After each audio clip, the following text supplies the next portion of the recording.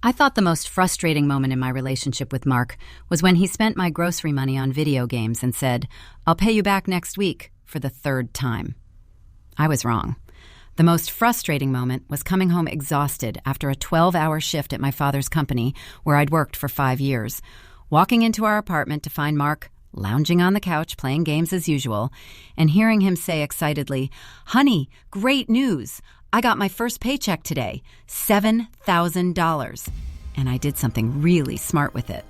I bought my mom that tablet she's been wanting, the expensive one with all the features. Pretty smart investment in family, right?" He looked at me expectantly, waiting for praise. I stood there, holding my work bag, trying to process what he'd just said. I looked at him carefully and spoke slowly. "So let me understand this correctly.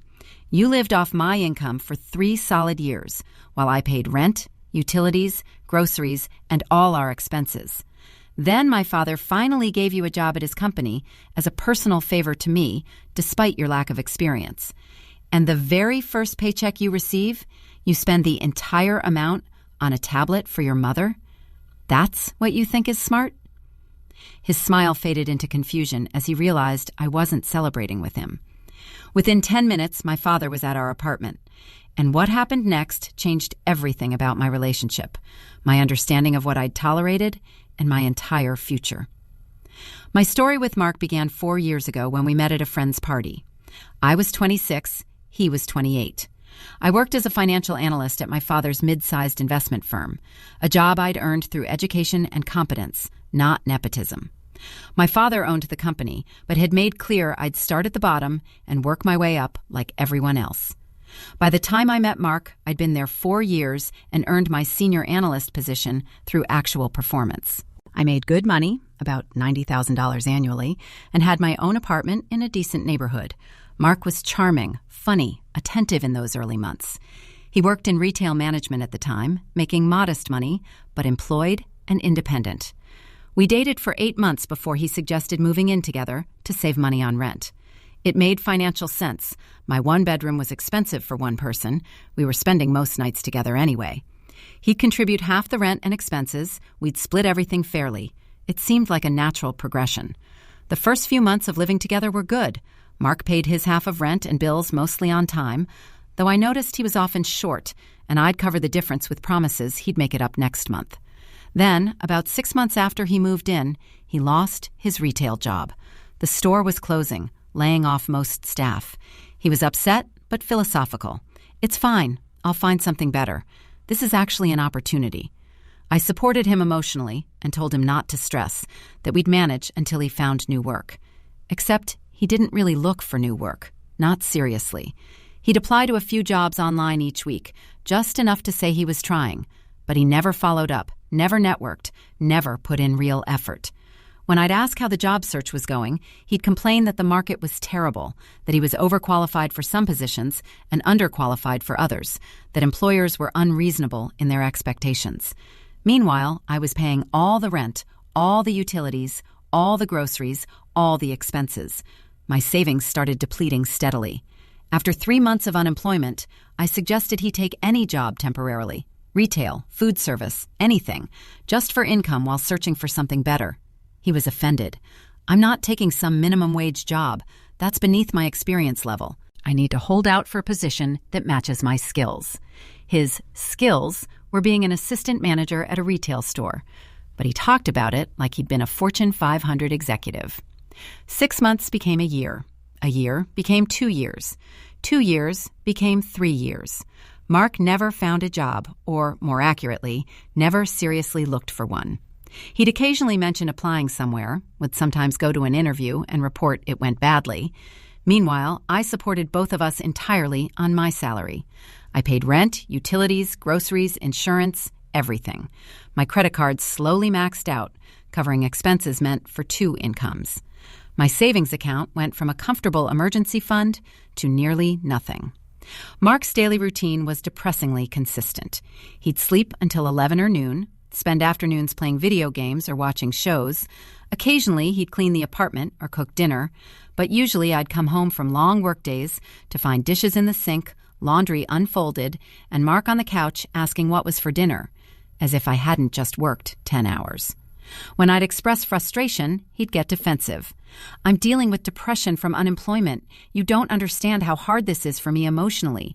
Job searching is exhausting. But there was no actual job searching happening.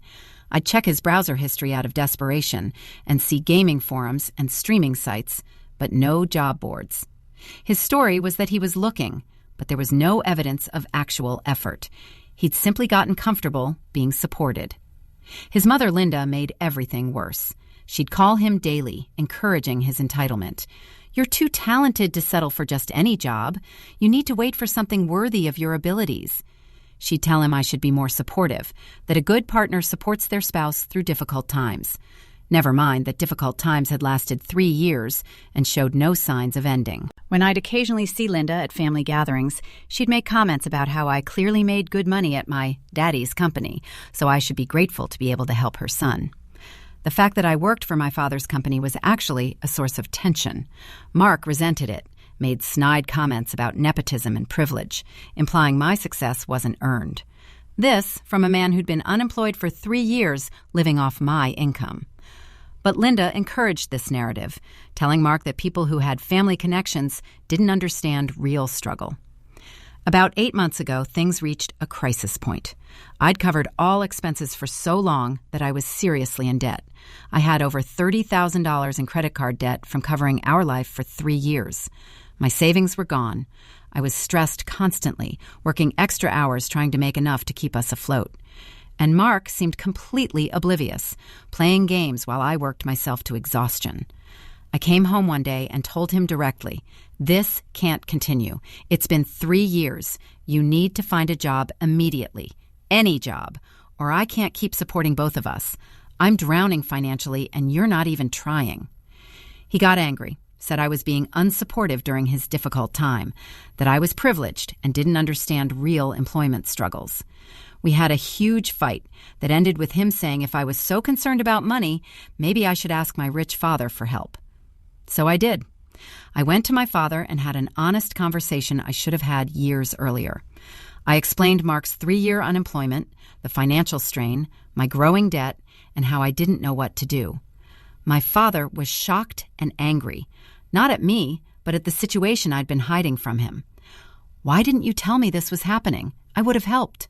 I explained I was embarrassed, that I'd felt like I should be able to handle my own relationship and finances without running to my father.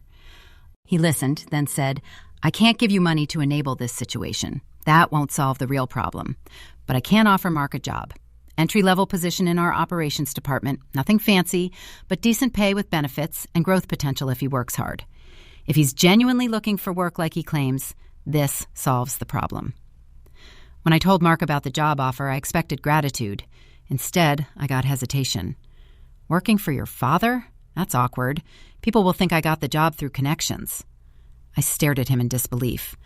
"Mark, you've been unemployed for 3 years, living entirely off my income.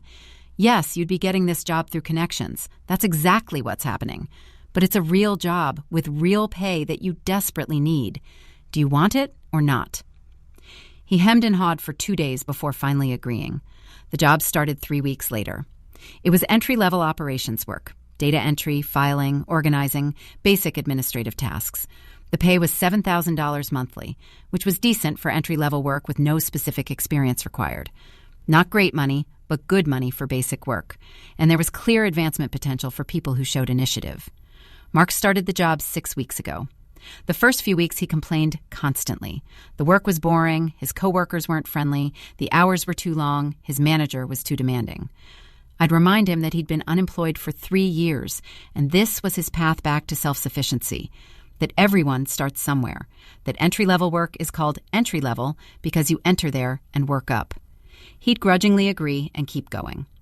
I'd been waiting for his first paycheck, planning how we'd start paying down the credit card debt I'd accumulated supporting him. $30,000 of debt that had destroyed my credit score and financial security.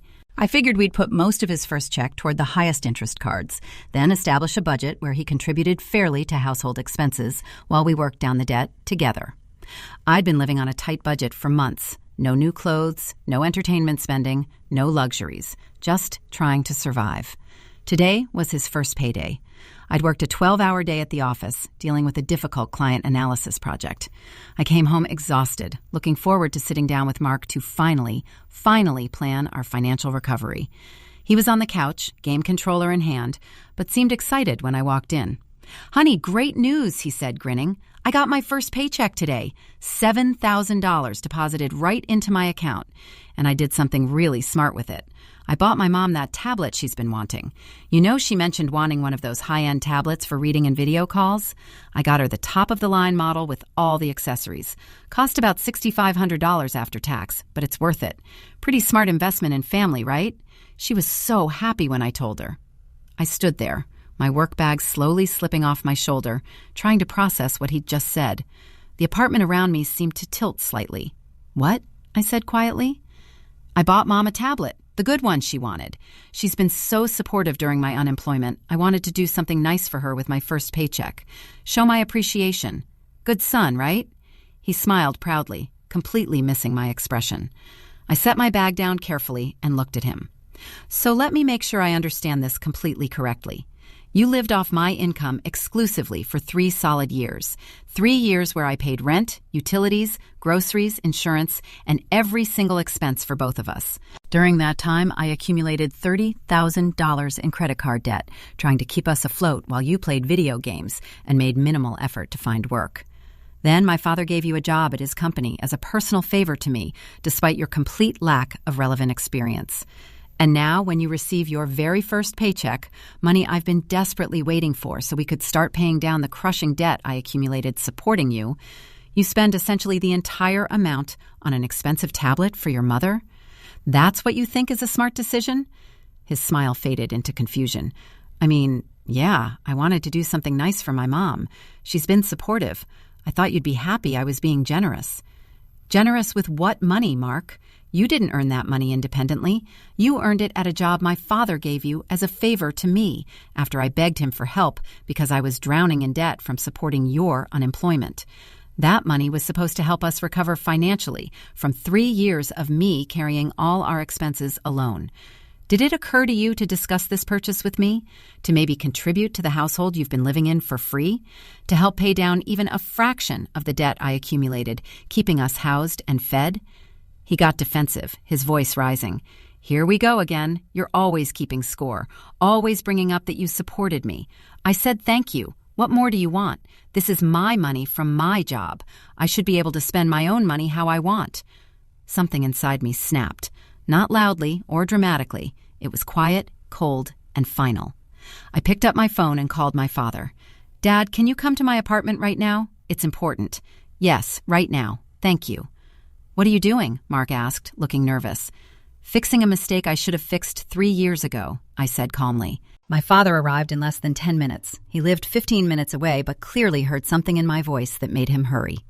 He walked in, took in the scene, Mark looking guilty and defensive on the couch, me standing with arms crossed, and said, "What's going on?" I explained clearly and precisely. Mark received his first paycheck today. $7,000. He spent $6,500 of it on a tablet for his mother. We have $30,000 in credit card debt that I accumulated supporting him for 3 years, and he thought buying his mother an expensive gift was the right use of his first paycheck from the job you gave him as a favor to me. My father's face went through several expressions: surprise, disbelief, and then cold anger. He looked at Mark. "Is this true?" Mark scrambled to justify himself. "I wanted to do something nice for my mom. She's been supportive during my unemployment. I figured I'd help with expenses next month. It's my money from my work." "Your work at my company," my father said quietly, in the tone he used in business negotiations when someone had made a serious mistake. "The job I gave you as a favor to my daughter, who came to me in serious financial distress because of your 3-year unemployment. You're telling me your first thought upon receiving a paycheck wasn't to help the woman who supported you completely for 3 years and went into significant debt doing so, but to buy your mother an expensive gift?" "I was going to help with expenses," Mark protested. "Next paycheck. I just wanted to do something nice first." But you're not going to have a next paycheck, my father said calmly. You're fired, effective immediately. I'll have HR process your termination paperwork tomorrow. You'll receive payment for the days worked this period, minus the 1 day you're losing for immediate termination.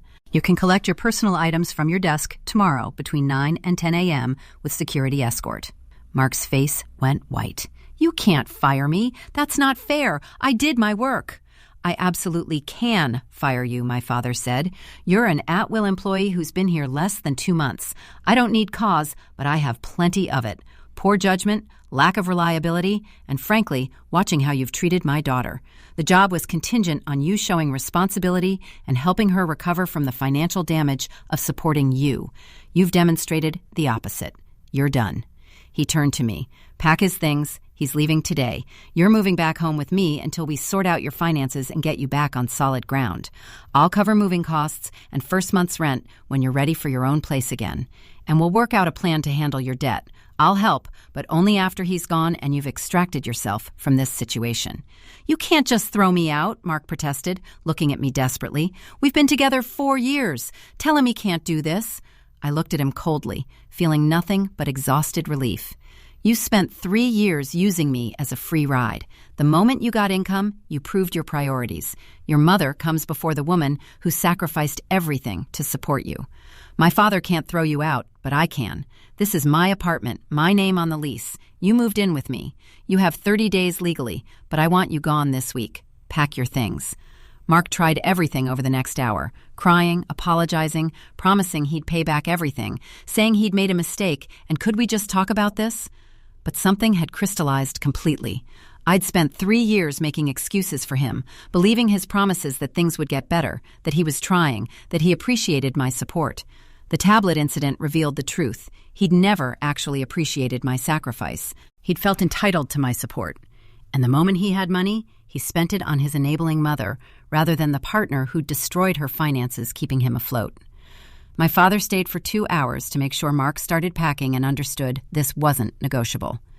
Mark called his mother, who screamed over the phone about how I was ungrateful and cruel, that her son had just been trying to do something nice, that I was spoiled and privileged. My father heard this and said coldly, "Your son lived off my daughter for 3 years and spent his first paycheck on you. If you want to support him, he can move in with you, but he's done taking advantage of her." Over the next 3 days, Mark moved out. Most of his stuff fit in his car since he'd come with relatively little, and I'd paid for most of our household goods. He went to stay with Linda, who apparently had plenty of room for him in her house. I moved back to my father's place temporarily, feeling embarrassed to be 30 years old living with my parent, but also incredibly relieved to have support. My father sat me down for a serious conversation. "I'm not angry at you. I'm angry for you. But I need you to understand something. You let this go on for 3 years. You hid it from me, from friends, probably from yourself to some extent. Why?" I thought about it honestly. I kept thinking it would get better, that he'd eventually find a job, that he'd appreciate what I was doing, that my loyalty would matter. I was embarrassed to admit I'd chosen someone who'd take advantage of me like this. And part of me believed his complaints about the job market, about depression, about how hard he was trying. "He wasn't trying," my father said bluntly. "He was using you. There's a difference between supporting someone through temporary hardship and enabling someone who refuses to help themselves. You worked yourself into debt supporting someone who wasn't even looking for work. That's not love or loyalty. That's being taken advantage of. I need you to understand that so you never let it happen again." We worked out a financial recovery plan. My father helped me with the highest interest debt immediately, not paying it all off, which he said would teach me nothing, but enough to stop the bleeding. The rest I'd pay down through a structured plan, cutting expenses and dedicating extra income. It would take about 2 years to fully recover, but it was manageable. I moved into a smaller, cheaper apartment after a month, determined to rebuild my independence. Mark tried contacting me for months, apologizing, saying he understood now what he'd done wrong, that he wanted to make it up to me. But every message revealed the same entitlement. "If you'd just been patient 1 more month, I would have helped with expenses. I was going to pay you back. You didn't give me a chance. Your father overreacted firing me. I deserved that job." Never genuine acknowledgement of 3 years of using me. Never real understanding of the damage he'd caused. Linda tried calling me once, demanding I give her son another chance. I told her clearly, "Your son lived off me for 3 years. When he got his first paycheck, he spent it on you, instead of the woman who'd sacrificed everything for him. You raised someone who feels entitled to use people. He's your problem now." She sputtered about disrespect before I hung up. The tablet incident became a turning point, not just in my relationship, but in my understanding of myself. I'd spent 3 years making excuses for someone who never appreciated my sacrifice, who always had a justification for why he couldn't contribute, who ultimately showed his true priorities the moment he had resources. I'd enabled that situation through misplaced loyalty and fear of admitting I'd made a mistake. Friends I distanced myself from during those 3 years, too embarrassed to admit what was happening, reached out when they heard Mark and I split. They admitted they'd seen the dynamic, had been concerned, but hadn't known how to bring it up without seeming judgmental. One friend said, "Every time we invited you to anything, you'd say you couldn't afford it. Meanwhile, Mark would post about his new gaming equipment. We knew something was wrong, but didn't know how to help." I'd been so deep in the situation that I'd normalized completely unreasonable behavior. 3 years of unemployment wasn't bad luck, it was a choice. Not helping with any household expenses while I went into debt wasn't unfortunate circumstances, it was exploitation. Spending his first paycheck on his mother instead of even discussing household contributions wasn't a generous mistake, it was revealing his true character. The fact that he'd bought the tablet for Linda specifically felt especially meaningful. The woman who'd enabled his unemployment, who'd encouraged him to think he was too good for entry-level work, who'd told him I should be grateful to support him, that was who got his first financial gesture, not the partner who'd sacrificed her financial security. The message was clear. His mother's wants mattered more than my needs, even after 3 years of complete support. A year later, I'm in a much better place. Financially, I'm about halfway through paying off the debt, ahead of schedule thanks to a promotion at work. Emotionally, I'm healthier than I've been in years. I started therapy to understand why I'd tolerated that situation so long, learning about codependency and the difference between supporting someone and enabling them. I'm dating someone new who has his own career, his own apartment, and insisted on splitting expenses equally from the start because that's what partners do. I heard through mutual acquaintances that Mark lived with Linda for about 6 months before she got tired of supporting him, too. Apparently, even his enabling mother had limits when faced with the daily reality of an able-bodied adult man who wouldn't work. Last I heard, he found another girlfriend who, unfortunately, is apparently supporting him. I hope she figures it out faster than I did. My father and I are closer now. He told me he'd suspected something was wrong, but hadn't wanted to interfere in my adult life unless I asked. But the day I came to him for help, he said he understood the full picture immediately and was just relieved I'd finally reached out. "I raised you to be strong and independent," he said. "Watching you sacrifice those things for someone who didn't deserve it was hard, but I couldn't rescue you until you were ready to be rescued." The story of, "I bought my mom a tablet with my first paycheck," became almost legendary in our family and friend group. It's shorthand now for entitled behavior and misplaced priorities. When someone talks about a partner not contributing fairly, someone will inevitably say, "Don't let it become a tablet situation." It's darkly funny how one $7,000 paycheck revealed everything I'd been refusing to see for 3 years. Mark made a choice that day. He chose to spend his first income in 3 years on his mother, rather than the woman who'd supported him through long unemployment. That choice revealed that he'd never valued my sacrifice, never felt obligation or gratitude, never saw our relationship as a partnership with mutual responsibilities. He'd seen me as a resource to be used, and his mother as someone who deserved his generosity.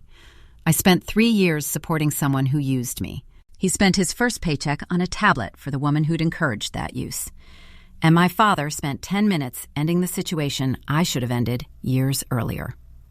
Sometimes it takes something that absurd, "I bought my mom a tablet," pretty smart, right? To finally see clearly what you've been refusing to acknowledge. I paid $30,000 over 3 years to learn what partnership isn't. Mark spent $6,500 to show me exactly who he'd always been.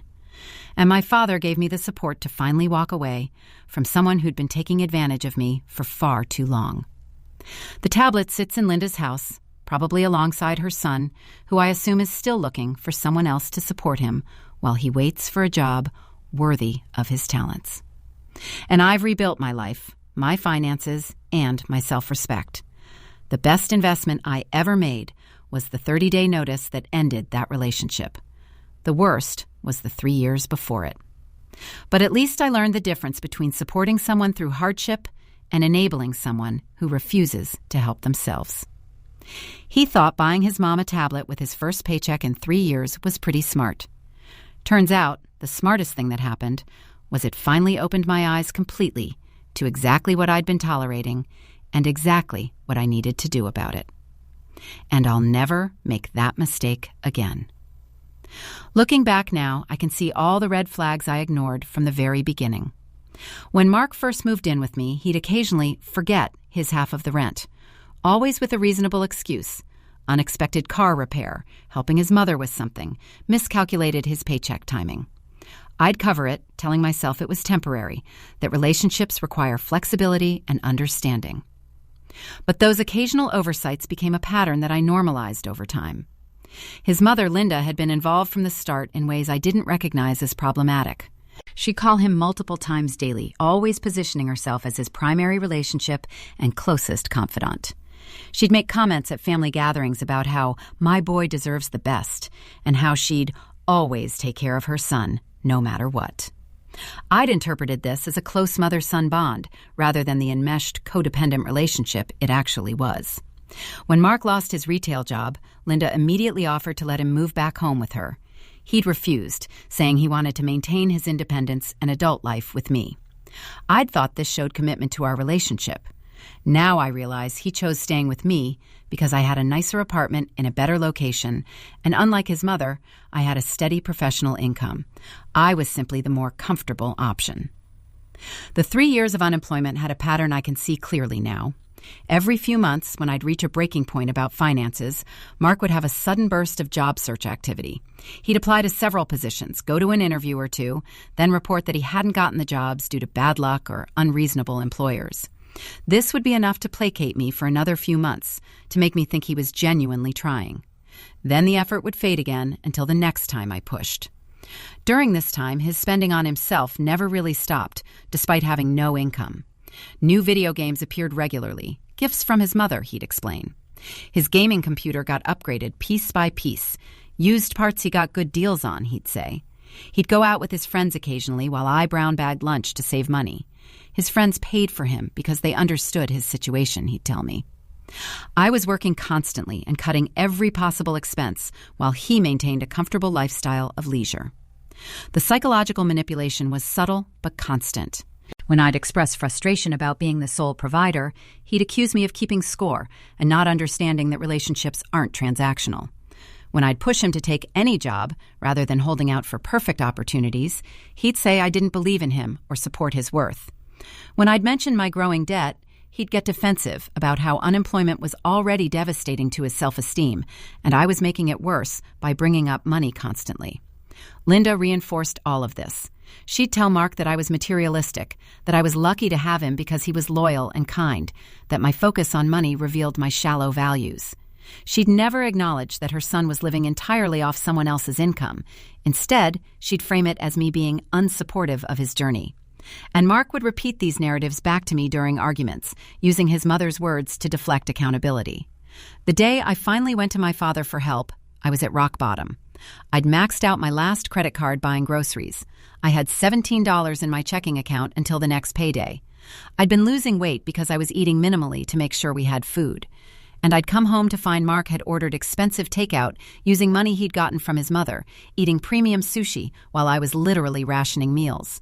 That image, him eating $40 sushi while I was nearly out of money for basic groceries, finally broke through my denial.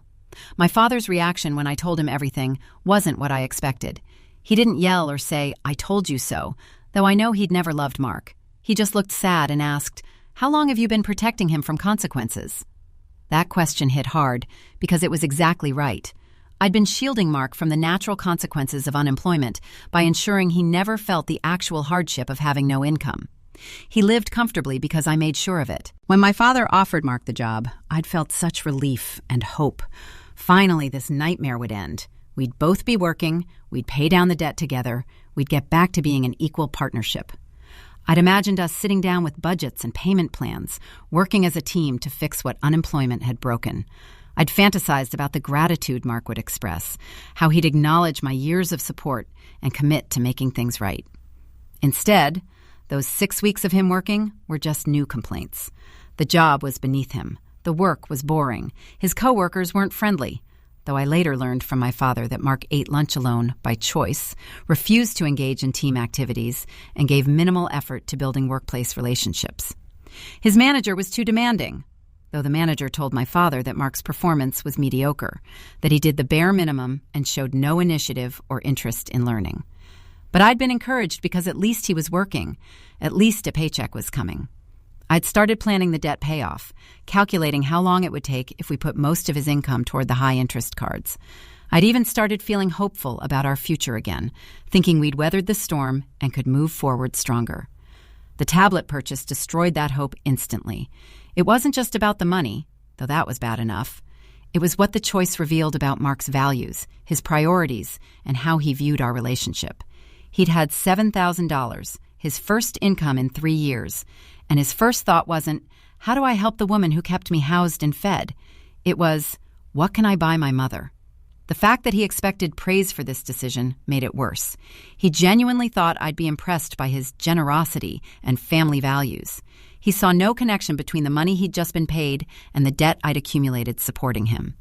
In his mind, the job was his, earned through his work, and therefore the money was his to spend however he wanted. My 3 years of support were just past history, not a debt to be repaid or even acknowledged. When my father fired him on the spot, I felt such overwhelming relief I almost cried. Someone was finally holding Mark accountable. Someone was finally saying, this is unacceptable and there are consequences. For 3 years, I'd been trying to be understanding, patient, supportive, and Mark had interpreted all of that as permission to continue taking advantage. My father's immediate action cut through years of enabling in 10 minutes. Mark's true character emerged fully in those hours after being fired. He cycled through every manipulation tactic: crying, anger, guilt-tripping, promises, threats. He called me ungrateful for the years of emotional support he'd provided, as if moral support while playing video games was equivalent to financial support that destroyed my credit. He threatened to sue my father for unfair termination, until my father calmly explained that at-will employment meant no lawsuit would succeed. He told me I'd regret this, that I was throwing away 4 years over one mistake. But it wasn't one mistake. It was 3 years of mistakes that I'd forgiven, excused, and enabled. The tablet was just the final, undeniable piece of evidence that Mark would never change, never appreciate my sacrifice, never become the equal partner I kept hoping he'd be. Linda's reaction when she picked him up was telling. She hugged Mark and glared at me, saying loudly, "Don't worry, baby. You'll stay with me. I'll take care of you like I always have. You don't need her or her father's charity job." She actually said charity job, as if the problem was that the job had been a favor, rather than that her son had spent his first paycheck on her instead of his responsibilities. She'd raised him to feel entitled to women's support, and she'd encouraged him to take advantage of me for 3 years. The tablet purchase was just Mark doing what his mother had always taught him: prioritize her above everyone else. Moving back in with my father at 30 was humbling. I'd lived independently since college, built my career, managed my own life. Needing to move home felt like failure. But my father reframed it. You're not failing. You're recovering from someone else's exploitation of your generosity. There's a difference.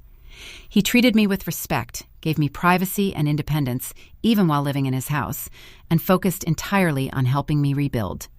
The financial recovery plan he helped me create was structured, but not punitive. He paid off about $12,000 of my highest interest debt immediately, not as a gift, but as an interest-free loan I'd repay over time. This stopped the worst of the interest accumulation. The remaining $18,000 I'd pay down aggressively over the next 18 months through budgeting and extra payments.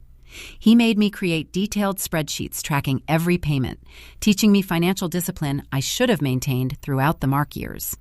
But the emotional recovery was harder than the financial recovery. I'd spent 3 years in a relationship that diminished me, taught me my needs didn't matter, normalized being used.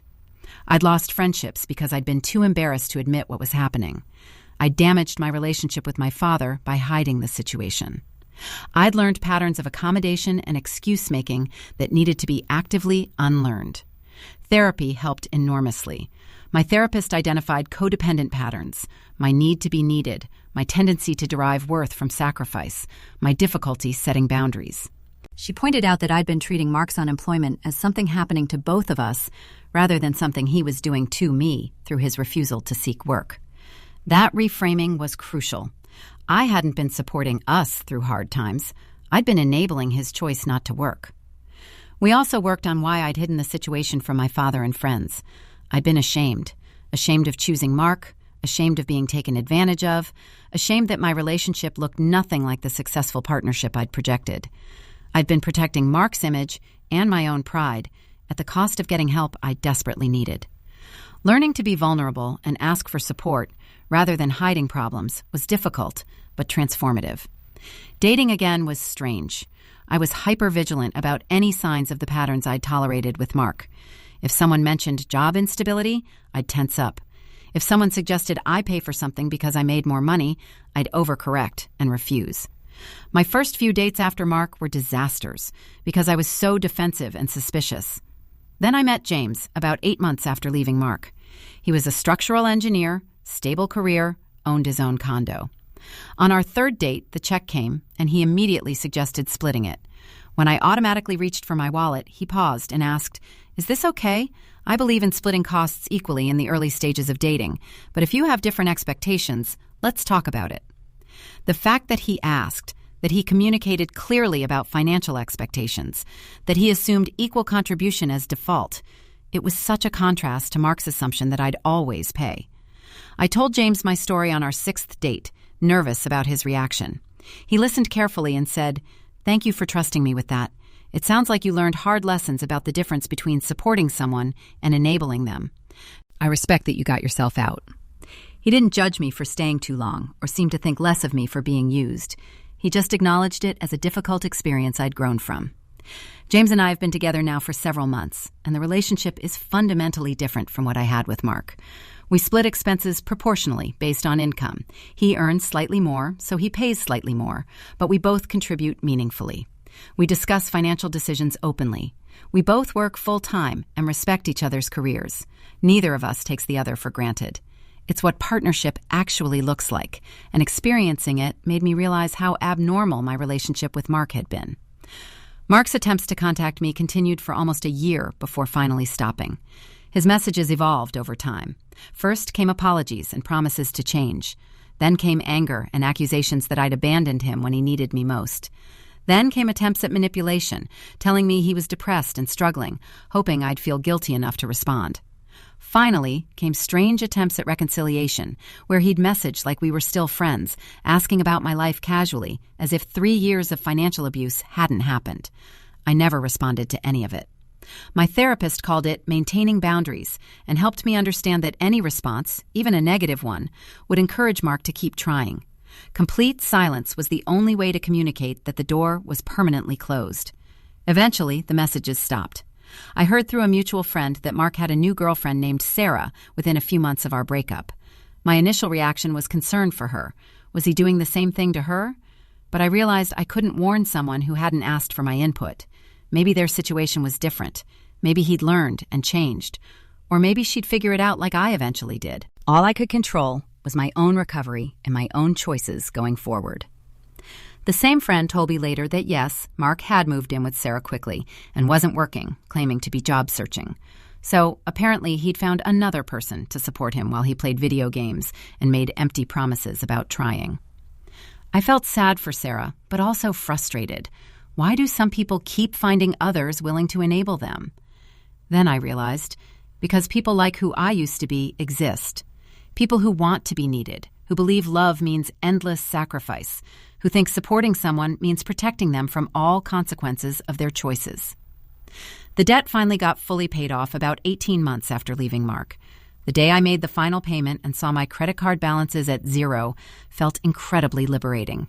I'd learned to live on a strict budget, to distinguish between needs and wants, to save consistently. The financial discipline I developed through recovery actually left me in better money management habits than I'd had before Mark, even though my credit score would take years to fully recover. My father and I had a conversation when the debt was paid off, where he said something that stuck with me. "I'm proud of how you handled the recovery, but I'm more proud that you recognized when to stop sacrificing and start protecting yourself. A lot of people never learn that. They enable destructive behavior forever because they confuse enabling with love." He was right.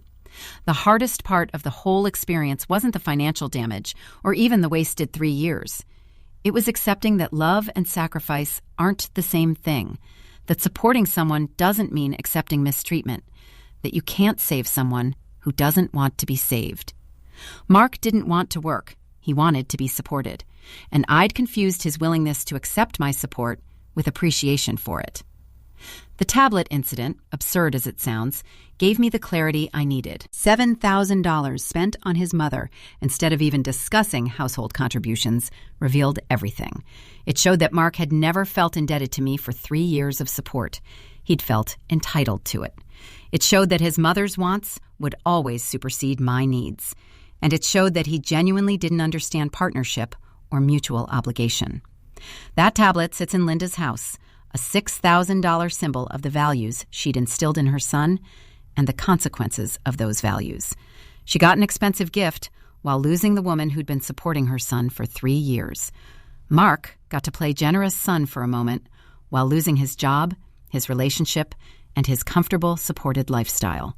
And I got the wake-up call I'd needed for 3 years. Sometimes I wonder what would have happened if Mark had made a different choice that day. If he'd come home and said, "I got my first paycheck. Let's sit down and figure out how to tackle your debt together and get us back on solid financial ground." Would we still be together? Could the relationship have been saved? Honestly, probably not, because the tablet purchase revealed character and values that existed throughout our relationship. The financial irresponsibility, the entitlement, the prioritization of his mother, the lack of appreciation for my sacrifice. Those weren't new. They'd been there all along. I'd just been making excuses and hoping they'd change. The tablet was just the moment I couldn't make excuses anymore. 3 years later, I'm genuinely happy. My career has progressed. I made senior analyst and got significant raises. My credit is recovering steadily. I have healthy relationships with family and friends I distanced myself from during the Mark years. James and I are discussing moving in together, but this time with clear financial agreements, equal contribution expectations, and open communication about everything. I've learned from my mistakes without letting them define me, and if someone ever tells me they're supporting an unemployed partner who's looking for work, I share my story.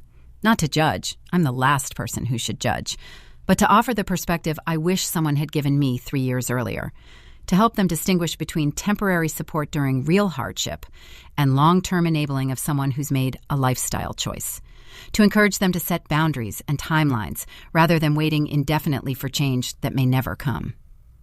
The story of Mark buying his mother a tablet with his first paycheck in 3 years has become my cautionary tale. It's the punchline that contains a painful truth. When someone shows you their priorities, believe them. When someone's actions contradict their words consistently, believe the actions. And when you're sacrificing everything while someone else sacrifices nothing, that's not love. That's being used. I paid $30,000 and 3 years to learn those lessons. Mark paid $6,500 to lose someone who'd loved him enough to destroy her own financial security supporting him. Linda got a nice tablet and her unemployed son back in her house. My father gained certainty that his daughter had finally learned to value herself. And I got my life back, my self-respect restored, and the wisdom to never again confuse self-sacrifice with love. He thought buying his mom a tablet was pretty smart. Turns out the smartest thing that happened was it finally forced me to stop making excuses, stop enabling, and start demanding the respect and partnership I deserved. Sometimes the most absurd moments contain the clearest truths. And sometimes you need to lose $30,000 to learn what you're actually worth.